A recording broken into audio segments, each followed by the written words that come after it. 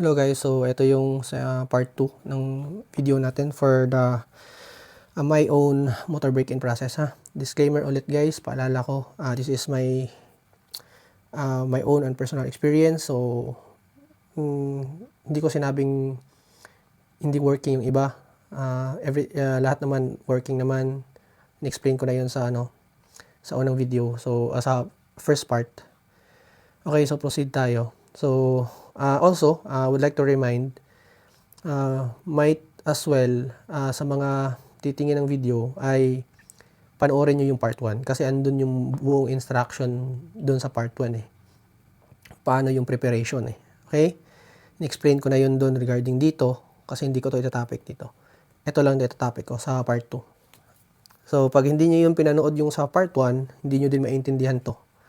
Or maintindihan nyo to pero hindi nyo alam yung magiging buong process niya. Okay? So meron palang mga lapses, mga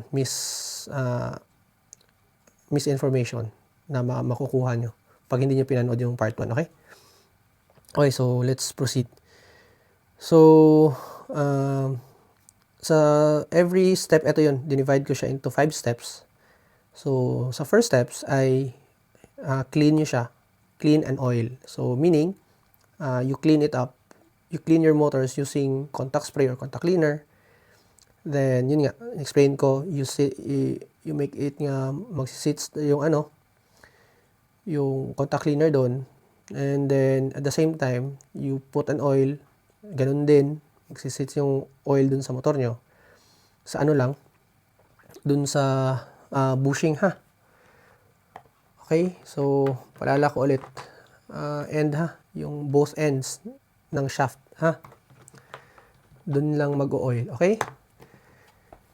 So, first is 1 volts and forward rotation lang tayo dito guys. Okay? And for about 10 minutes. So, after 10 minutes, you cool down fully. Okay? Room temperature na cool down talaga ng motor. So, ang cool down temperature ng motor is nasa around 5 to 10 minutes din yan guys. So, pag room temperature, nasa ganun din yung rest time niya, around 5 to 10 pag room temperature yung yung sa motor mo. So inano ko din talaga yan guys. In-observe ko yung oras kung ano yung cool down time ng motor. But since pa naman siya, 1 volt, so eto madali lang to mag-cool down. But anyway, also sa mga sa mga magtatanong kung pwede bang gumamit ng fan during pag-break-in ng motor. Yes, pwede. Pwede kayong gumamit ng fan kung gusto niyo madali-dali yung mag-cool down yung motor nyo. But also, na-try ko na din guys na walang fan to. Usually nga, bini-break-in ko siya ng walang fan. So, wala namang problema sa motor, wala nang problema sa performance, nakuha ko pa rin naman yung target ko na result sa motor. And also, na-try ko din siya mag-fan. Ganun pa rin, same pa rin naman. So, nasa sa inyo na yun, ha? And then, step 2. Sa step 2, guys, ay pag okay mag-umpisa, oil nyo yung motor. Oil lang, wag nyo nang linisan. Wag ka nang kayong gumamit ng contact cleaner for cleaning, ha? Oil lang. So, ang gamit nyo na volts is 1.5 volts. Lagyan ko nga to ng V. Yan. 1.5 volts forward. Ito guys, forward. Yung F guys, meaning forward. After nun, cool down yung motor. Then, reverse. 10 minutes ulit. Okay? Bali, isang buong sets to siya. Ha? Sa step 2. So, dun talaga dun talaga yung natatagalan na matapos yung buong break-in na to dahil sa pagpalagi pag-rest ng motor, pag-sets ng oil sa motor, pag-sets yung mga ganun. Pero yun nga kasi ito kasi yung hinahabol ko na result. Nasa sa inyo na kasi yun guys kung anong habol niyo na result sa motor. Sa akin, ito yung habol ko na results sa motor. Kaya ganito siya katagal. So 1.5, 10 minutes forward first, cool down. Next is reverse, 10 minutes, cool down. Okay? And then, after ng step 2 ay sa step 3 na. So, for the step 3, dito na. Ito na yun. Clean nyo yung i-clean nyo yung motor nyo, contact cleaner, and then, oil kayo. I-oil nyo na naman ulit. So, ganun pa rin yung style. Sets nyo muna yung na mag-absorb yung contact cleaner at saka yung oil nyo sa motor. Then 2 volts. So forward for 15 minutes, cool down. Reverse, then 15 minutes, cool down. Okay? And then for the step 4, bago kayo mag-umpisa, oil lang. Okay? Kalagayan, oil only. Sa step 4 naman guys, ay yung voltage is 2.5 volts. And forward only, forward rotation only, based on your polarity ng chassis, ha? Okay?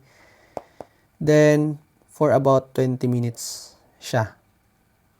Once matapos yan, cool down nyo, totally cool down ng room temperature. Okay? After nun, ng step 4, ay proceed ng step 5, pero bago mag-umpisa sa 3 volts, ay i-clean nyo muna using the contact cleaner again, and oil. Oil nyo pa rin. Hintayin nyo pa rin mag-absorb siya, mag-sits yung contact cleaner at the same time yung oil bago mag-umpisa. Okay? So, for 3 volts, forward rotation based on your polarity ng chassis nyo, ha? Then 5 minutes for about only 5 minutes. Okay. For about 5 minutes. Pero, eto guys, sa first 2 minutes, mag-re-oil kayo. Okay? Hindi nyo na kailangang i-post yung motor. Naka-run siya. I-re-oil nyo siya. Habang tumatakbo yung motor, ha? Re-oil. Doon pa rin sa mga end shaft niya, sa bushing niya, ha? And then, before matapos yung, pagdating niya ng 4 minutes, re-oil ulit until matapos yung buong 5 minutes. Okay? Matapos yung buong 5 minutes, yun na yun. Tapos na yung break-in nyo. So, pwede nyo nang, pagkatapos nun, pahinga nyo lang yung motor nyo, at saka pwede nyo nang gamitin kaagad sa race yung motor nyo. Even kinabukasan pa nyo gagamitin, pwede nyo na hindi, kung ang oil nyo naman ay based dun sa parang longer performance yung style ng oil na yun, motor oil nyo, kahit hindi nyo na kayo mag-re-oil sa during race day, nyo na lang, pwede nyo na ilapag yung motor nyo na yun. Okay, so yeah, so yun lang regarding dun sa break-in process, motor break-in process natin. Ito yung sa akin, ha. So, disclaimer ulit, baka may maano tayo. Wala po tayong inando dito, ha. Pinapatamaan na anything or guys. Kasi, again, lahat talaga ng break-in process, guys, ay may result siya sa motor. Nagkakaroon talaga yun ng iba-ibang result sa motor. Yes, ang iba sobrang taas ng RPM nakukuha, normal yun. Or meron din iba na mababa lang, normal lang din yun.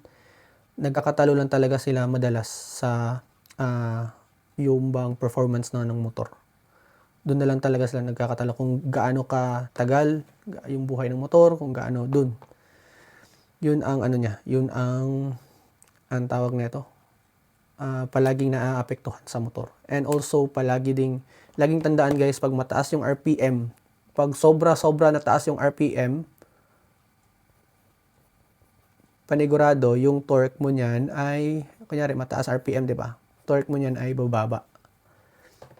Yun talaga yung niya, exchange niya dun sa So, kaya, you might as well do a break-in na hindi masyadong maapektuhan yung torque ng motor mo. Okay? So, yun ang gawin nyo. And also, pag meron kayong, kunyari lang guys, during sa break-in nyo, meron kayong motor na nagre-result na parang, ano siya, naapektuhan konti yung mga torque ng motor nyo, huwag nyo itapon yung motor nyo. Alam nyo bakit? Kasi guys, mayroong mga madaming races, lalong-lalo na pag technical race, nagagamit nyo talaga siya na ano, na motor, especially 5 lanes. Nako, yung mga low torque na motor, putik, gamit na gamit yan sa 5 lanes. For the reason, dahil hindi malakas yung hatak niya. So, ibig sabihin, sa mga 5 lanes na technical yung course, ay hindi siya ganun ka-taas yung talon ng auto nyo. Okay? So, yun lang. Thank you again sa panonood. Bye.